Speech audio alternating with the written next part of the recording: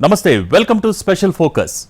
విదేశాల్లో ఉద్యోగాలు, లక్షల్లో సంపాదన అని నమ్మించి కంబోడియాకు మనుషుల్ని విక్రయిస్తున్న ఓ ముఠాను విశాఖ పోలీసులు పట్టుకున్నారు. ఓ బాధితుడు తప్పించుకుని పోలీసులకు ఇచ్చిన సమాచారంతో కొందరు నిందితులను పోలీసులు పట్టుకున్నారు. మానవ వనరుల అక్రమ రవాణాను బట్టబయలు చేశారు. డేటా ఎంట్రీ ఉద్యోగాల పేరిట యువతకు వల విసిరి వారితో సైబర్ నేరాలు చేయిస్తున్నట్టు గుర్తించారు. ఇంటర్నేషనల్ సైబర్ ఫ్రాడ్ ఇదో వేల కోట్ల దందా. ఇప్పటి వరకు ఈ ముఠాల చేతుల్లో మోసపోయింది భారతీయులే అనే విషయం మనకు తెలుసు. కానీ మోసం చేస్తున్నది కూడా మనవాళ్లేనని తెలిస్తే కళ్ళు బైర్లు కమ్ముతాయి. కారణం ఇదొక అంతర్జాతీయ మానవ అక్రమ రవాణా చైన్ నెట్వర్క్ కావడమే. వేలాది మందిని బందీలుగా మార్చి మన కళ్లను మన వేలతోనే పొడిపిస్తున్న మాయగాళ్ల అడ్డాను గుర్తించారు విశాఖ సిటీ పోలీసులు. ఇండియా నుంచి కాంబోడియా దాకా నడుస్తున్న హ్యూమన్ ట్రాఫికింగ్ నెట్వర్క్ ఇప్పుడు సంచలనం సృష్టిస్తోంది. India to Cambodia via Bangkok మీదుగా విస్తరించిన హ్యూమన్ ట్రాఫికింగ్ నెట్వర్క్ ఇదే. ఉద్యోగాల పేరుతో మానవ అక్రమ రవాణాకు తెరతీసిన అంతర్జాతీయ గ్యాంగ్ గుట్టురట్టు చేశారు విశాఖపట్నం పోలీసులు. చైనా సరిహద్దుల్లో సుమారు 5,000 మంది ఇండియన్ యువకులు బందీలుగా మారారని, వాళ్లలో 150 మంది వరకు తెలుగు వాళ్లు ఉన్నారని దర్యాప్తులో తేలింది. 2 ఏళ్లుగా జరుగుతున్న ఈ హ్యూమన్ ట్రాఫికింగ్ ముఠా ఆగడాలు గురించి తెలిస్తే ఒళ్లు జలధరించడం ఖాయం. అత్యంత పకడ్బందీగా లోకల్ ఏజెంట్ల ద్వారా జరుగుతున్న ఈ స్కామ్ ని బయటపెట్టారు పోలీసులు. అంతర్జాతీయ స్థాయిలో వ్యవస్థలను కుదేలు చేసే సైబర్ ఫ్రాడ్ కావడంతో మిగిలిన రాష్ట్రాలకు అలర్టు పంపించారు. విదేశాంగ మంత్రిత్వ శాఖకు సమాచారం పంపించారు. దీంతో దేశంలో సైబర్ నేరాలను విచారిస్తున్న ఏజెన్సీలు అప్రమత్తమయ్యాయి. చైనా కుట్రల్లో చిక్కుకున్న బాధితులను విడిపించడం ఒకెత్తైతే, కీలకమైన డేటా, సిమ్ కార్డులను విదేశాలకు అక్రమంగా పంపిస్తున్న వాళ్ల కదలికలను పసిగట్టి అరెస్టు చేసేందుకు టీంలు రంగంలోకి దిగాయి. ఈ దిశలో కీలక వ్యక్తిని బెంగళూరు సైబర్ క్రైమ్ పోలీసులు అరెస్ట్ చేసి విచారిస్తున్నారు. దీంతో ఈ వ్యవహారం వెనుకున్న సూత్రధారులు, పాత్రధారులు చుట్టూ వల పన్నుతున్నారు పోలీసులు. సంస్థలు, వ్యక్తులను టార్గెట్ చేసి 100 కోట్లు కొట్టేస్తున్న సైబర్ దందాపై ఇప్పుడు తీవ్ర స్థాయిలో చర్చ జరుగుతూ ఉండగా, ఇంతకాలం ఈ ముఠాల చేతుల్లో పావులుగా మారింది మనవాళ్లేనని తేలడం షాకింగ్ కి గురిచేస్తోంది.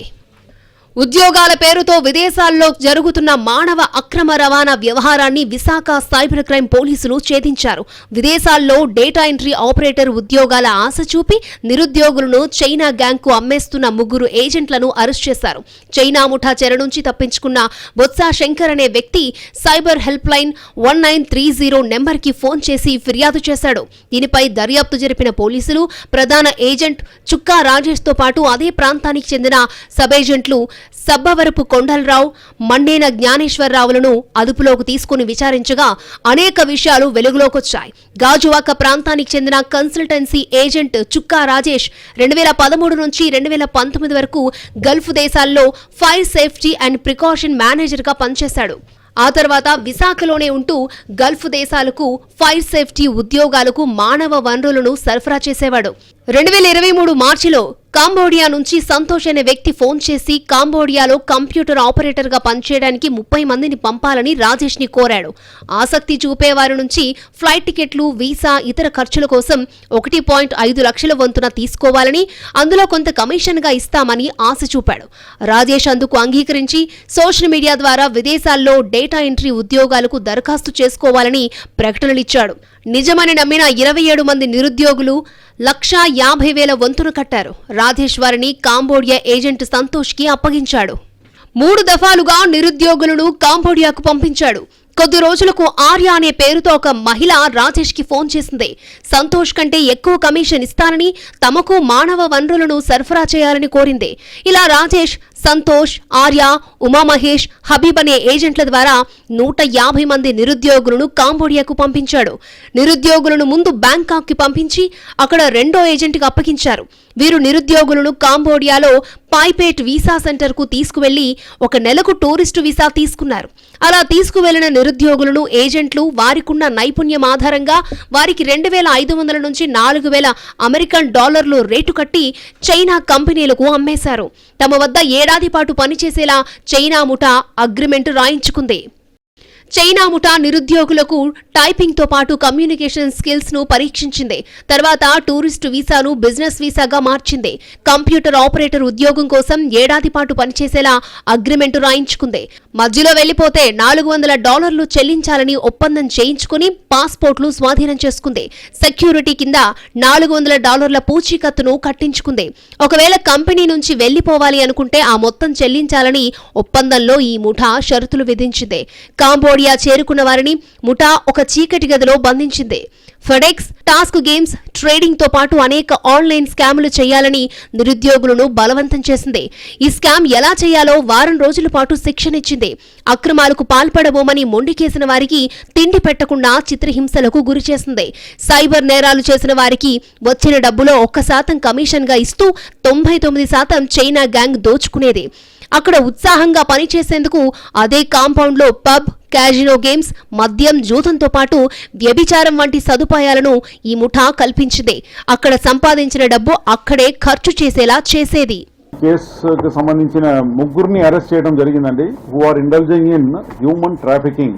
అంటే ఇక్కడ నుంచి మనుషుల్ని డేటా ఎంట్రీ ఆపరేటర్ అని ఉద్యోగం ఇప్పిస్తామని చెప్పేసి వీళ్ళందరినీ ఫస్ట్ బ్యాంకాక్ రప్పించి బ్యాంకాక్ నుంచి మళ్ళీ కాంబోడియాకి తరలించడం. ఈ విధంగా దాదాపు 150 fellows 150 persons from Andhra Pradesh have been trafficked to Cambodia అండి.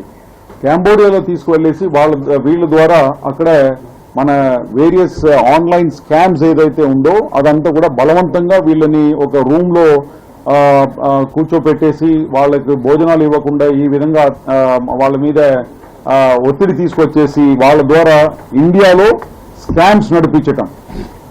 ఇండియాలో ఆన్లైన్ స్కామ్స్, డిఫరెంట్ స్కామ్స్ ఏదైతే ఉందో like job scam, online FedEx scam ఉంది, ఫెడెక్స్ కొరియర్ స్కామ్ మీ అందరికీ తెలిసిన విషయమే. చైనా ముఠా చెరలో సుమారు 5,000 మంది భారతీయులు ఉన్నట్లుగా పోలీసుల దర్యాప్తులో వెల్లడైంది. ఒక్క ఆంధ్రప్రదేశ్ నుంచి 150 మంది చైనా గ్యాంగ్ ఆధీనంలో ఉన్నట్లుగా గుర్తించారు. బాధితులు ఎక్కువగా శ్రీకాకుళం, విశాఖ, రాజమండ్రి, అనంతపురం జిల్లాలతో పాటు తెలంగాణ, కోల్కతాకు చెందిన వారు ఉన్నట్లుగా పోలీసులు గుర్తించారు. ఈ నెట్వర్క్ వెనుకున్న ప్రధాన ముఠాను కనిపెట్టేందుకు లోతైన దర్యాప్తును కొనసాగిస్తున్నారు పోలీసులు. కాంబోడియాలోని భారత ఎంబసీకి సమాచారం కూడా ఇచ్చారు. ఇండియా నుంచి కాంబోడియా, మయన్మార్, బ్యాంకాక్ లాంటి దేశాలకు 2 ఏళ్లుగా మానవ అక్రమ రవాణా జరుగుతున్నట్లుగా పోలీసులు గుర్తించారు. ఇలా వెళ్లిన భారతీయుల ద్వారా సైబర్ నేరాల రూపంలో మన దేశీయుల నుంచే కోట్లాది రూపాయలు దోచుకున్నట్లుగా తమ విచారణలో వెల్లడైంది. డేటా ఎంట్రీ ఉద్యోగం, నెలకు 1,50,000 జీతం, బ్యాంకాక్, తైవాన్ లాంటి దేశాల్లో విహారం. ఇది ఫ్రాడ్ గ్యాంగ్స్ చేసే ప్రకటనలు. నిరుద్యోగులు ఈ ట్రాప్లో పడితే కథ ముగిసినట్టే. విదేశాల్లో ఉద్యోగం మెరుపు కలలు అక్కడ ఫ్లైట్ దిగిన మరుక్షణం మాయమవుతాయి. కారణం వీళ్లు చేసేది ఉద్యోగం కాదు, ప్రపంచ దేశాలను వణికిస్తున్న సైబర్ మోసం. నిజం తెలిసినా వెనక్కి తిరిగి రాలేరు. వీళ్లంతా ఓ బేస్ క్యాంపులో ఉండే ఈ చీకటి దందా అంతా చేయాలి. విశాఖలో తీగలాగితే కాంబోడియాలో డొంక కదిలిందే. ఇంటర్నేషనల్ సైబర్ ముఠాల ఆగడాలు వెలుగులోకొస్తున్నాయి. ఇందుకోసం నేరగాళ్లు నిరుద్యోగుల అవసరాలను ఎరగా వేయడం ఈ కేసులో కీలకం. మానవ అక్రమ రవాణా ద్వారా తరలి వెళ్లిన యువతి యువకులు అక్కడ సైబర్ వారియర్స్ గా మారుతున్నారు. కంబోడియా వంటి దేశాలలో కంప్యూటర్ ఆపరేటర్ ఉద్యోగం ఇప్పిస్తామని 1,50,000 తీసుకుని ఇండియా దాటించి అక్కడ పనులు కాకుండా నేరాలు చేయిస్తున్నారు.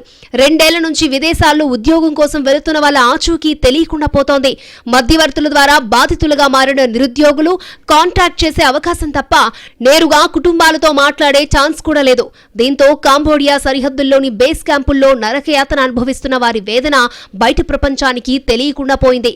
ఈ ముఠాల మాయలో పడిన ఓ రిటైర్డ్ నేవీ ఉద్యోగి డేటా ఎంట్రీ జాబ్ కోసం వెళ్లారు. అక్కడ పరిస్థితులన్నీ అర్థమైనా బయటపడే పరిస్థితి లేకుండా పోయింది. ఎట్టకేలకు అతి కష్టం మీద అంతర్జాతీయ సైబర్ నేరగాళ్ల విషవలయం నుంచి తప్పించుకున్న ఆయన విశాఖ సిటీ పోలీసులను ఆశ్రయించారు. అక్కడ జరుగుతున్న నేరాలు, వాటి పర్యవసానాలు, ఇండియన్స్ బందీలుగా మారిన తీరును వివరించారు.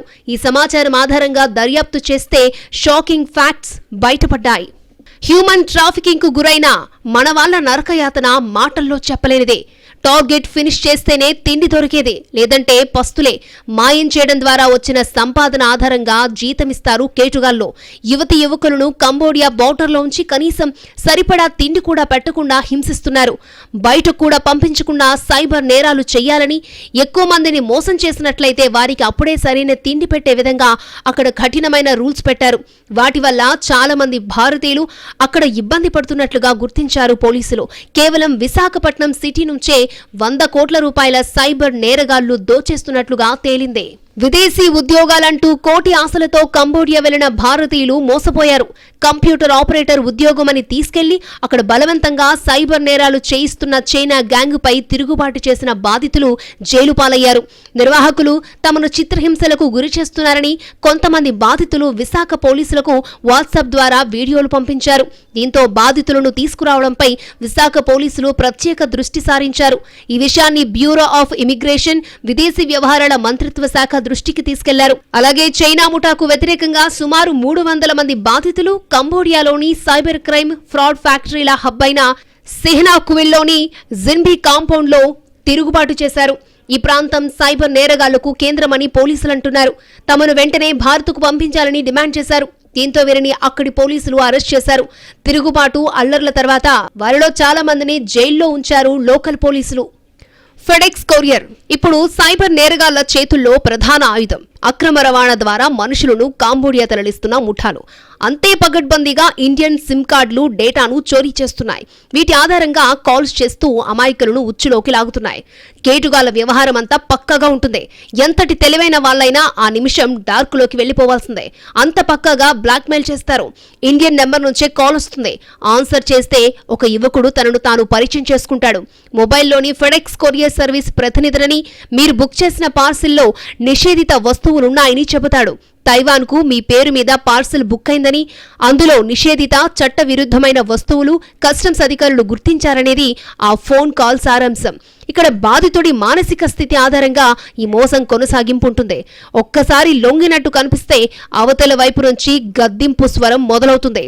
నకిలీ పాస్పోర్ట్లు, నార్కోటిక్ డ్రగ్స్ పట్టుబడ్డాయని, అందుకు బాధ్యత వహించాలని కమాండ్ చేస్తారు. ఎటువంటి పార్సిల్ బుక్ చేయలేదు అని బాధితుడు చెబితే అప్పుడు తన దగ్గరున్న డేటా చెప్పడం ద్వారా నిజమేమోనని అనుమానం కలిగేలా వ్యవహారమంతా జరుగుతుంది. ఇందుకోసం పేరు, ఫోన్ నెంబర్, అడ్రస్, ఆక్యుపేషన్ వంటి కీలక సమాచారం కేటుగాళ్లు షేర్ చేస్తారు. దేశద్రోహం కేసు కనుక ముంబై టాస్క్ ఫోర్స్ ఈ కేసును డీల్ చేస్తోంది, మీరు వాళ్లతో మాట్లాడుకోవాలని చెప్పి ఫోన్ కట్ అవుతుంది. ఇక్కడి నుంచి అసలు మోసం స్టార్ట్ అవుతుంది. నార్కోటిక్స్ కేసు రిజిస్టర్ అయిందని విచారణ కోసం ఆన్లైన్లోకి రావాలని హుకుం జారీ అవుతుంది. అప్పటికే ట్రాప్ లో పడ్డ బాధితుడు సైబర్ ముఠాలు చెప్పినట్టే ఫాలో అవుతాడు. స్కైప్ లేదా వాట్సాప్ వీడియో కాల్లోకి వచ్చిన నేరగాడు తాను ఉన్న అంబియన్స్ అంతా పోలీస్ స్టేషన్ సెటప్ ఏర్పాటు చేసుకుని ఉంటాడు. వైర్లెస్ సెట్ల మోతలు, వాకీటాకీల మాటలు వినిపిస్తూ ఉంటాయి. స్టేషన్ అడ్రస్ కూడా పక్కాగానే కన్ఫర్మ్ అవుతుంది. ఆ తర్వాత మాయగాళ్లు మరింత డీప్ గా బాధితులను మాయ చేస్తారు. సిబిఐ నోటీసులు సర్వ్ అయ్యాయని, ఒకసారి కేసు పడితే కెరీర్ మటాష్ అని హెచ్చరికలు జారీ అవుతాయి. ఇందుకోసం ఫేక్ సిఐడి లెటర్లు పంపిస్తారు. దీంతో గందరగోళం మరింత పెరిగి బాధితుడు తమ దారిలోకొచ్చాడని పసిగట్టిన తర్వాత బేరసారాలు ప్రారంభమవుతాయి. అకౌంట్ నంబర్, సివివి ఇలా ఒక్కొక్కటిగా సేకరించి ఉన్నదంతా ఊడ్చేస్తారు. మీ నంబరు లేకపోతే మీ ఆధార్ కార్డు ఇదంతా కూడా వాడి ఎవరో పార్సల్ సర్వీస్ ఏదో పంపించిన దాంట్లో డ్రగ్స్ లేకపోతే దాంట్లో ఏమంటారు అదే నంబర్ వాడేసి ఆర్మ్స్ స్మగ్లింగ్ ఏదో దాంట్లో దొరికిందని చెప్పేసి చెప్తారు. చెప్పి మిమ్మల్ని భయపెట్టిస్తారు. మీరు వెంటనే ఏమంటారు, నాకు ఏమి తెలియదని అంటారు. లేదు మీ పేరు సత్యనారాయణ, ఎస్ మీరు వైజాగ్లో ఉన్నారు కదా, కరెక్ట్, అది అని చెప్తారు. మీ అడ్రస్ ఎంత, వాళ్ళ దగ్గర డీటెయిల్స్ ఉంటుంది. భయపెట్టించేసి వెంటనే చెప్తారు, ఇది పెద్ద కేసు అండి, ఇప్పుడే మేము బాంబే క్రైమ్ బ్రాంచ్కి ట్రాన్స్ఫర్ చేస్తున్నామని చెప్తారు. చెప్పేసి మీరు బాంబే క్రైమ్ బ్రాంచ్ ఇన్స్పెక్టర్తో మాట్లాడాలని చెప్తారు. వెంటనే అక్కడ ఒక యూనిఫామ్ వేసుకొని ఒకడు ఇన్స్పెక్టర్ ఎవరైనా కూర్చుంటారు. ఆయనతో మళ్ళీ మీ కాల్ జరుగుతుంది. వాడు చెప్తారు, yes it is a very serious case, you are like this అని చెప్పేసి తర్వాత అక్కడ వాడు Bombay crime branch the letter head అని చూపిస్తారు. ఏమి సిబిఐ లెటర్ హెడ్, సిబిఐకి ట్రాన్స్ఫర్ చేస్తామని చెప్తే మళ్ళీ సిబిఐ లెటర్ హెడ్ చూపిస్తారు. సిబిఐ ఎస్పీ సంతకాలు ఉంటుంది, అది నెట్లో దొరుకుతుంది కదా, అవన్నీ వాడు పెట్టుకున్నారు అక్కడ. ఇలాంటి కేసులు లెక్కకు మించి నమోదవుతూ ఉండగా వందల కోట్ల రూపాయలు సైబర్ నేరగాళ్లు దోచేస్తున్నారు. కాంబోడియా ఇంటర్నేషనల్ సైబర్ క్రైమ్ ముఠాల మోడస్ ఆపరెండి కూడా ఇదే. ఇందుకోసం ప్రాంతీయ భాషలు తెలిసిన యువకులను వాడుకోవడం ఇంటర్నేషనల్ రాకెట్లో షాకింగ్ పరిణామం. మానవ అక్రమ రవాణా నేటికి యథేచ్ఛగా కొనసాగుతోంది. ఈ విష సంస్కృతి భారత్లోనూ అంతకంతకు విస్తరిస్తోంది. పిల్లలు, మహిళలే ఎక్కువగా అక్రమ రవాణాకు గురవుతున్నారని పలు నివేదికలు స్పష్టం చేస్తున్నాయి. తాజాగా నిరుద్యోగులకు సైబర్ నేరాలు చేయించేందుకు అక్రమంగా రవాణా చేస్తున్నట్టు వెల్లడైంది. మానవ అక్రమ రవాణా నిరోధానికి ఎన్ని చర్యలు చేపట్టినప్పటికీ నియంత్రణ కష్టంగానే ఉంది. సమాజంలో నెలకొన్న అనేక పరిస్థితులు మనుషుల అక్రమ రవాణాకు దారితీస్తున్నాయి. పేదరికం, నిరుద్యోగం, సమాన అవకాశాలు లేకపోవడం లాంటివి వేధిస్తున్నాయి. వీటిని అవకాశంగా చేసుకుని మానవ అక్రమ రవాణా ముఠాలు రెచ్చిపోతున్నాయి. మహిళలను తీసుకువెళ్లి వ్యభిచారంలోకి, నిరుద్యోగులను తీసుకువెళ్లి నేరాల్లోకి దించుతున్నారు. ఈ ఉచ్చులోంచి బయటపడే అవకాశాలు తక్కువగానే ఉంటున్నాయి. విశాఖ నుంచి కంబోడియా దాకా పాకిన హ్యూమన్ ట్రాఫికింగ్ రాకెట్ విషయంలో జరిగింది అదే. మానవ అక్రమ రవాణా అనేది కొత్త విషయమేమీ కాదు, ఎప్పటినుంచో జరుగుతున్నదే. కాకపోతే అప్పట్లో బానిసత్వం కోసం మనుషులను అక్రమంగా రవాణా చేసేవారు. తర్వాత వ్యభిచారం కోసం యువతులు, మహిళలను రవాణా చేయడం మొదలైంది. తాజాగా బయటపడిన కాంబోడియా వ్యవహారం మనుషుల అక్రమ రవాణాలో మరో కొత్త కోణం. విశాఖ సిటీ పోలీసులు ఛేదించిన కేసు సైబర్ రాకెట్ లో పెద్ద బ్రేక్ త్రూ. హ్యూమన్ ట్రాఫికింగ్ సమాచారంతో ఇతర రాష్ట్రాల పోలీసులు కూడా అలర్ట్ అయ్యారు. విదేశీ ముఠాలకు సహకరిస్తున్న వారి కదలికలు పసిగట్టే పనిలో పడ్డారు. తైవాన్, కాంబోడియాలకు సిమ్ కార్డుల తరలింపుపై నిఘా పెట్టారు. బెంగళూరులో విశాఖపట్నానికి చెందిన ఓ యువకుణ్ణి అరెస్ట్ చేశారు. అతడి నుంచి 40 ప్రీ యాక్టివేటెడ్ సిమ్ కార్డులు స్వాధీనం చేసుకున్నారు. కాంబోడియాలోని ఏజెన్సీలకు నిరుద్యోగులను అమ్ముతున్న విషయంలో లోతుగా దర్యాప్తు సాగిస్తున్నారు విశాఖ పోలీసులు. మానవ అక్రమ రవాణా మూలాలను ఛేదించేందుకు 7 స్పెషల్ టీమ్స్ ని ఏర్పాటు చేశారు. కాంబోడియాలోని ఇండియన్ ఎంబసీ ద్వారా విశాఖకు చెందిన వారిని విడిపించే ప్రయత్నం జరుగుతోంది. మన దేశంలో మానవ అక్రమ రవాణా ఏనాడు ఆగింది లేదు. 2022లో దేశవ్యాప్తంగా 2250 మానవ అక్రమ రవాణా కేసులు నమోదవగా 391 కేసులతో దేశంలోనే తెలంగాణ మొదటి స్థానంలో ఉన్నట్టుగా నివేదిక వెల్లడించింది. 2022 ప్రపంచ నివేదిక 141 దేశాల్లో 50,000 మంది మానవ అక్రమ రవాణా బాధితులను గుర్తించింది. Child trafficking in India, children peace ఫౌండేషన్లు మానవ అక్రమ రవాణాపై సంయుక్తంగా సర్వే చేపట్టాయి. కరోనా ముందు నాటి లెక్కలతో పోలిస్తే అనంతర కాలంలో పిల్లల అక్రమ రవాణా కేసులు ఢిల్లీలో 68% మేర పెరిగినట్లు అందులో తేలింది. 2016-22 మధ్య చిన్నారుల అక్రమ రవాణా అధికంగా చోటు చేసుకున్న తొలి 3 రాష్ట్రాల్లో ఏపీ ఒకటి. ఉత్తరప్రదేశ్, బీహార్, ఆంధ్రప్రదేశ్లలో ఎక్కువ మంది చిన్నారులు అక్రమ రవాణా మాఫియా గుప్పిట్లో నలిగిపోతున్నట్లుగా ఆ సర్వే విశ్లేషించింది.